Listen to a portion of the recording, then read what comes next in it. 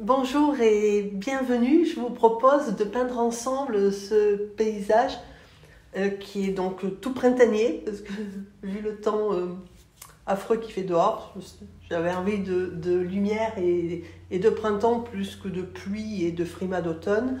Donc vous avez l'esquisse qui est proposée en téléchargement.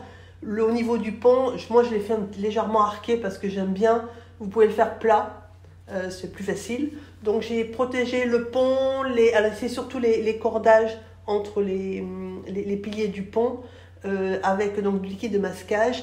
Et à côté des rochers, là sous le pont, il y a quelques petits végétaux où j'ai fait des espèces de végétaux qui ressemblent à des yuccas, mais des yuccas qui sont au ras du sol. Je ne sais pas trop comment expliquer, avec des feuilles qui sont longues et qui retombent en boule. Et là, j'ai mis du liquide de masquage pour pouvoir les protéger des couleurs que j'allais mettre à côté. Alors ensuite, une fois que le liquide de masquage est sec, j'ai pas mouillé le haut, hein, je l'ai fait avec le pinceau. D'ailleurs, ça se voit, il y a des endroits où le papier il est sec. Et donc, j'ai mis du bleu de cobalt très très dilué, que j'ai mis, alors pas partout, hein, de façon un peu aléatoire. Et là, en fait, je prends donc une éponge humide, et alors pas mouillée, humide, hein, c'est-à-dire qu'en fait, il faut les essorer, sinon ça va dégouliner.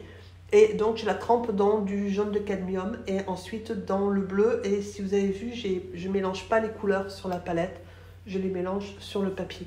Voilà, ce qui vous fait des nuances de vert. Alors, au niveau des couleurs, si vous voulez, et là je vais continuer ici, là, voilà, à prendre, j'ai mis un petit peu de vert ensuite, de vert olive. C'est pour ça que donc, le vert olive, qui est déjà un vert très lumineux avec du jaune, c'est quand vous le mettez par-dessus du jaune, il est encore plus lumineux. Donc l'objectif, c'est de garder une zone de lumière, hein, au centre, donc au-dessus du pont. Mais par contre, là où il y a le pont lui-même avec les cordages, il faut y mettre du vert, sinon vos cordages justement ne se verront très, très mal. Voilà. Donc après, vous mettez vos couleurs comme vous avez envie de les mettre, en sachant que c'est la première couche, il faudra en rajouter un petit peu. Au niveau des couleurs, si vous voulez moins printanier, donc un peu moins jaune et un vert plus soutenu, faut pas mettre de jaune cadmium, il faut mettre un autre jaune. Et ensuite, il faut mettre plus de bleu que de jaune. Alors ensuite, j'ai fait les rochers. Donc les rochers, je ne les ai pas montrés parce que j'ai fait une vidéo dont le lien s'affiche en haut, là, à droite. Et puis récemment, une aquarelle sur la montagne où je remontrais les rochers. Je les ai fait à la carte. Donc voilà, donc du coup, je n'ai pas remontré. Alors par contre, les reflets, donc je les fais au pinceau plat, fin, enfin peu large, hein, étroit parce que l'aquarelle est petite. Et je remets donc en vertical, hein, exactement les mêmes couleurs que j'ai mis au-dessus. Alors par contre, si vous débutez l'aquarelle, c'est pas forcément évident de savoir les couleurs, enfin de visualiser, parce que c'est ça quand même, les couleurs que vous mettrez donc en haut, dans la partie haute de l'aquarelle, et vous avez peut-être du mal à visualiser donc l'effet miroir que ça va donner après. Donc là, il n'y a pas de souci, attendez de faire le haut, et une fois que vous aurez placé vos couleurs en haut, vous ferez vos reflets en fait ensuite. Hein, moi, je les ai fait là pour gagner du temps, parce que pendant que je fais mes reflets, le haut sèche, voilà, tout simplement. Mais je veux dire, vous pouvez très bien le faire en différé, il n'y a aucun souci. Vous faites d'abord votre haut, et ensuite vous verrez où sont les parties plutôt un peu plus, où il y a un peu plus de ciel, où il y a un peu plus de jaune et de vert, etc. Alors ensuite, donc là c'est pareil, ce que je suis en train de faire là, ça va si vous avez fait il faut le faire quand on fait les reflets. On fait les berges, donc ce sont les mêmes couleurs que pour les rochers, c'est-à-dire terre de sienne naturelle, terre de sienne brûlée et puis bleu outre-mer. Et donc, tant que c'est humide, vous prenez le pinceau plat et vous balayez doucement, hein, délicatement, toujours en vertical, de manière à suggérer le reflet des berges en fait dans l'eau. Et vous remettez, alors c'est possible qu'il faille refaire comme j'ai fait le liseré.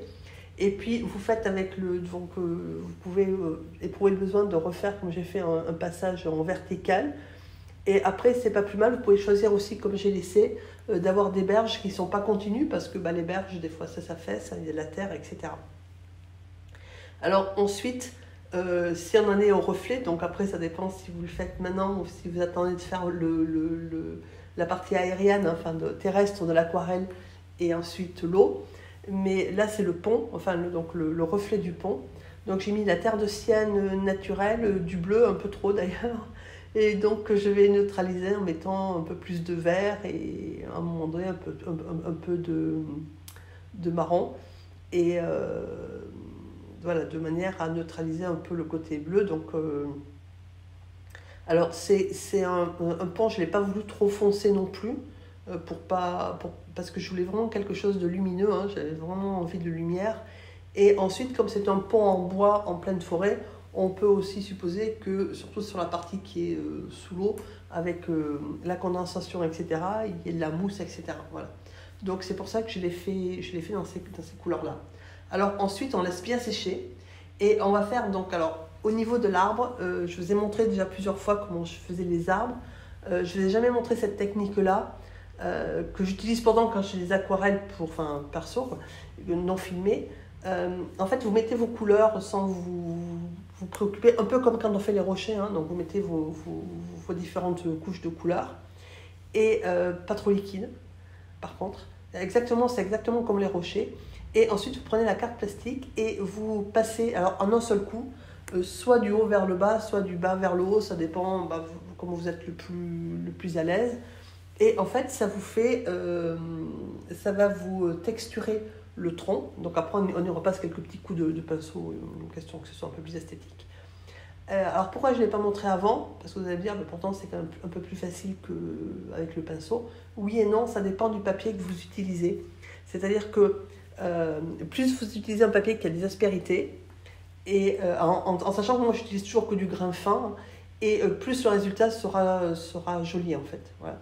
Donc si vous utilisez, il y a des papiers qui sont en grain fin mais qui sont vraiment très très lisses, ça vous donnera rien en fait. C'est pour ça que je ne l'utilise pas, que je le montre peu en film, parce que selon le papier que vous utilisez, vous allez dire que ça ne marche pas et ça va vous énerver, ou vous dégoûter, vous décourager, alors qu'en fait c'est juste un problème de papier. Alors ensuite, une fois qu'on a fait nos troncs, voilà, en sachant que la lumière vient de droite, on remet un petit coup de vert, de végétation, donc, au niveau des arbres, en faisant bien attention de laisser donc au centre la zone de lumière. Et ensuite, on fait les reflets des arbres. Alors les reflets des arbres, c'est pas compliqué. Donc là, c'est à sec, hein, j'ai pas remouillé. Vous faites des zigzags, alors en étant un peu moins foncé que le tronc d'origine. Et vous faites en fait vos troncs en faisant des zigzags, hein, des petits allers-retours, voilà, à peu près de la même largeur évidemment que le tronc. Et si vous trouvez, ce qui va être mon cas tout à l'heure, que c'est pas assez foncé, vous refaites un passage une fois que c'est sec. Par contre, il faut bien attendre que ce soit sec. Et au niveau des plantes, j'ai tiré le liquide de masquage, hein, ça se voit bien à droite, à gauche, non, j'ai commencé à y peindre. Donc j'ai mis bien un petit peu de vert, j'ai rajouté un petit peu de terre de sienne, voilà. Et puis je mettrai à droite aussi un petit peu des petites fleurs, c'est-à-dire en fait du jaune de cadmium avec de la terre de sienne brûlée, donc ça vous donne un orange.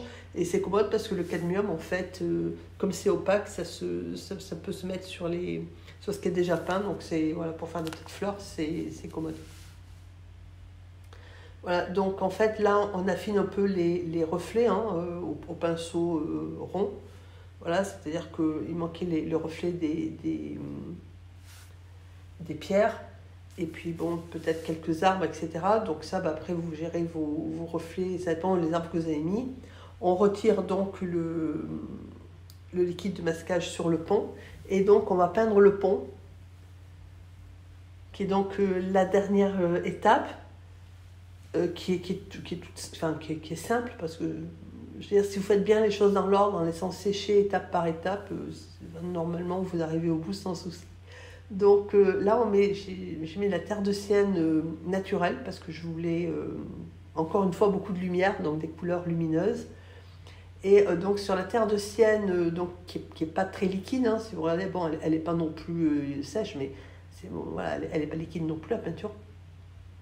J'y ajoute donc du marron avec du bleu, et je le fais avec la pointe donc, du pinceau numéro 8, ce qui fait forcément je ne cherche pas à faire vraiment des pointes, Mais je pose mon pinceau, voilà, donc forcément la pointe est un peu épaisse, de manière à faire cette espèce de pointillé, de dessin en pointillé.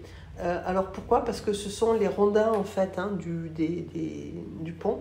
Alors je n'ai pas voulu faire les rondins rondin par rondin, mais voilà, on suggère que c'est pas quelque chose d'égal. Et ensuite on fait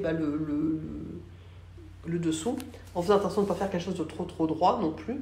Et on peint ensuite les poteaux avec, alors, de façon très simple. J'ai mis, vous avez vu, un coup de terre de sienne naturelle et ensuite avec un pinceau. Alors moi j'ai pris le rigueur, mais si vous prenez un pinceau numéro 2, c'est pareil en fait, un pinceau fin, vous y mettez du marron dessus, ouais, du marron bleu. Et c'est mieux de le peindre comme ça avec le pinceau incliné, c'est-à-dire qu'en fait vous peignez avec la pointe et le pinceau incliné, comme je le tiens là. Du coup ça vous donne un trait qui est, alors déjà qui a de très grandes chances d'être plus droit que si vous le tenez comme ça, comme je suis en train de faire. Alors déjà, le trait est plus facile à faire droit, puisqu'en fait, vous calez le poignet et vous ne bougez que le pinceau, en fait. Voilà. Donc déjà, votre trait sera droit. Et ensuite, par contre, il est, selon les petits coups de pinceau que vous donnez, il n'est pas forcément de la même épaisseur. Et en fait, c'est ce qu'on veut, puisque c'est l'ombre d'un piquet, et que les piquets, ils ne sont pas forcément super réguliers, surtout en pleine forêt, ils sont un peu... ils peuvent être un peu usés, etc. Et l'objectif, c'est de laisser, de créer une impression de lumière hein, sur les piliers, sans avoir quelque chose de très formel. Voilà. Et ensuite, vous suggérez donc avec de la terre de sienne naturelle et brûlée, en fait, en marron clair, en fait, hein, les petites planches de bois, mais suggérées, alors donc avec le haut qui s'incline vers la gauche. Voilà. Et donc vous continuez vos petits piliers tranquilles, en sachant qu'on suggère plus en fait que ce qu'on peint là, en fait. Voilà. Et c'est pour ça que, moi je vous conseille de le faire comme ça, c'est bien plus facile que de le faire en tenant le pinceau incliné comme ça, c'est plus facile que de le faire voilà, comme je tiens le pinceau maintenant. Alors ensuite il nous reste les cordages, donc les cordages on y met un petit peu de terre de sienne naturelle, mais pas partout, en veillant à laisser des parties qui soient un peu blanches. Alors pourquoi? Parce que déjà c'est de la corde, voilà, donc on ne va pas s'amuser à faire les cordages, mais il faut tenir compte aussi qu'en forêt, vous avez des jeux de lumière à travers le feuillage, etc. Donc c'est ce qu'on est en train de suggérer là. Donc il y a des endroits où vous allez mettre un petit peu plus de marron, un peu plus foncé. Mais quand je dis marron foncé, c'est de la terre de sienne naturelle avec de la terre de sienne brûlée, hein, pas plus foncé que ça. Et ensuite on va prendre la petite éponge et on va mettre pas beaucoup, mais voilà, quelques petites feuilles par-ci, par-là, de manière à casser le côté rectiligne du cordage, en fait. Voilà, c'est tout. Et après, on laisse comme ça. Voilà. Donc, cette aquarelle, elle est pratiquement terminée. Hein. Il reste juste les petites feuilles, les végétaux qui sont à droite. Et donc, à redonner un petit coup de peinture sur les reflets qui sont un peu pâles à droite. Voilà, donc je vous remercie de l'avoir suivie. Je pense qu'elle elle est simple. Si vous faites bien les étape par étape, en laissant sécher, je pense qu'elle est accessible au plus grand nombre. N'hésitez pas à donner vos impressions, à poser des questions. Je vous y répondrai avec grand plaisir. Je vous remercie d'avoir suivi cette vidéo et je vous souhaite une excellente journée. À bientôt.